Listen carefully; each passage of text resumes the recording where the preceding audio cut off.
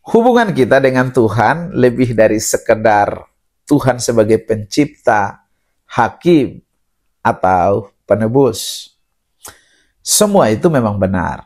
Tetapi ada hal yang jauh lebih menakjubkan, yaitu Tuhan yang Maha Kuasa ingin menjadi sahabat karib kita.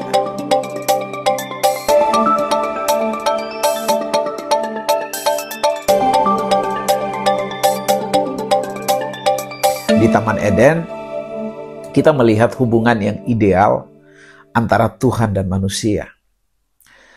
Adam dan Hawa hidup dalam persahabatan yang sangat dekat dengan Tuhan, tanpa ada batasan atau ritual.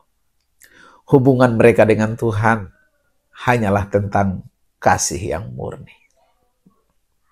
Mereka tidak merasa takut atau khawatir, karena mereka hidup dalam kehadiran Tuhan yang sangat dekat dan penuh dengan sukacita. Namun setelah mereka jatuh dalam dosa, hubungan yang indah tadi itu terputus. Hanya beberapa orang dalam perjanjian lama yang punya kesempatan untuk menikmati persahabatan dengan Tuhan. Seperti Musa, Abraham, Daud, Ayub, Henok, dan juga Nuh. Tapi meskipun mereka dekat dengan Tuhan, banyak orang pada masa itu lebih mengenal Tuhan lewat rasa takut dan bukan persahabatan. Kemudian Yesus datang dan mengubah semua hal ini. Dengan pengorbanan Yesus di kayu salib, tirai yang memisahkan kita dengan Tuhan pun robek. Dan ini membuka akses langsung kita kepada Tuhan. Pada zaman dulu, imam-imam perjanjian lama harus menyiapkan diri berjam-jam supaya mereka bisa bertemu dengan Tuhan. Tetapi puji Tuhan, pada zaman sekarang, kita bisa datang kepada Tuhan kapan saja, tanpa ada yang menghalangi kita. Melalui Tuhan Yesus Kristus, kita yang sebelumnya jauh dari Tuhan, bahkan dianggap sebagai musuhnya Tuhan, sekarang bisa menjadi sahabatnya Tuhan. Di Alkitab Tuhan Yesus sendiri bilang, "Aku tidak menyebut kamu lagi hamba, sebab hamba tidak tahu apa yang diperbuat oleh tuannya. Tetapi aku menyebut kamu apa? Sahabat. Karena aku telah memberitahukan kepada kamu segala sesuatu yang telah aku dengar dari Bapa."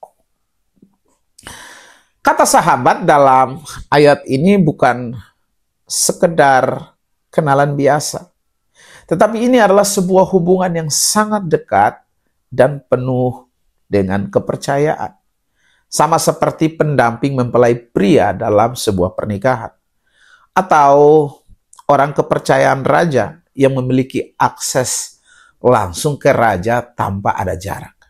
Dan ini yang Tuhan tawarkan kepada kita, yaitu sebuah hubungan yang intim dan penuh kasih. Meskipun Tuhan adalah yang Maha Kuasa dan kita terbatas. Mungkin sulit membayangkan bagaimana Tuhan yang Maha Kuasa ingin menjadi sahabatnya. Dia mau kita menjadi sahabatnya. Tapi itu kenyataan. Alkitab mengungkapkan bahwa Tuhan sangat ingin kita mengenalnya secara pribadi. Tuhan telah merancang hidup kita supaya kita bisa menjadi sahabatnya Tuhan. Mengenal dan mengasihi Tuhan adalah hak istimewa terbesar bagi kita. Dan kita juga menjadi sukacita terbesar bagi Tuhan. Nah, pertanyaannya adalah, bagaimana kita bisa menjadi sahabatnya Tuhan? Ada dua cara. Yang pertama, melalui percakapan terus-menerus. Persahabatan dengan Tuhan tidak bisa dibangun hanya dengan datang ke gereja seminggu sekali, atau punya waktu teduh yang sangat singkat. Tuhan ingin lebih dari itu. Dia ingin terlibat dalam setiap aspek kehidupan kita.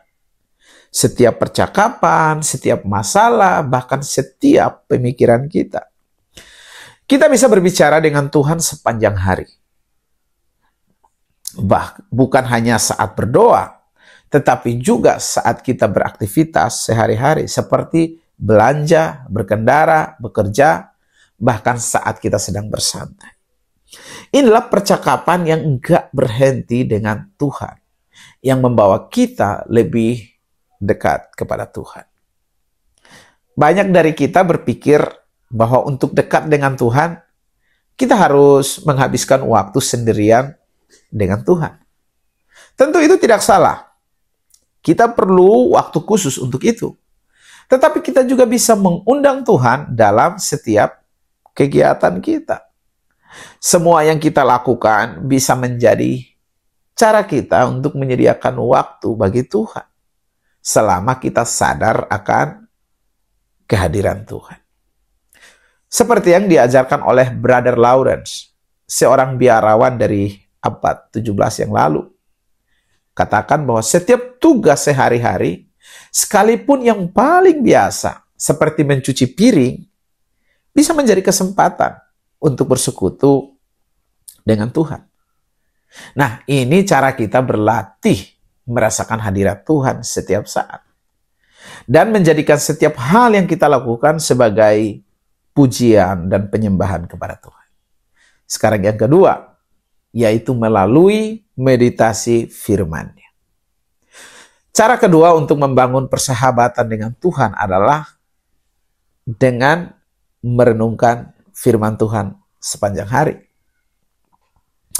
Teman-teman, Tuhan ingin kita mengenalnya lebih dalam lewat firman-Nya. Karena itu adalah cara Tuhan berkomunikasi dengan kita.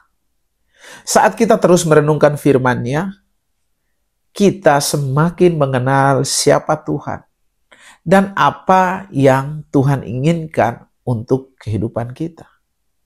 Ini bukan soal membaca Alkitab berjam-jam, tetapi lebih kepada memikirkan dan mengingat ayat-ayat yang sudah kita baca atau hafalkan, dan merenungkannya sepanjang hari.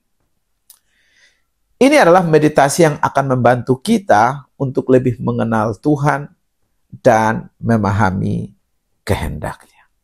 Seperti yang Daud katakan dalam Alkitab, "Betapa ku cintai Taurat-Mu, aku merenungkannya sepanjang hari." Dengan berbicara terus-menerus kepada Tuhan dan merenungkan firman-Nya, kita semakin dekat dengan Tuhan. Kita belajar mendengarkan suaranya, memahami hatinya, dan juga merasakan kasih-Nya yang besar. Tuhan ingin menjadi sahabat karib kita, dan itu bukan hanya impian, tetapi kenyataan yang bisa kita rasakan sekarang juga.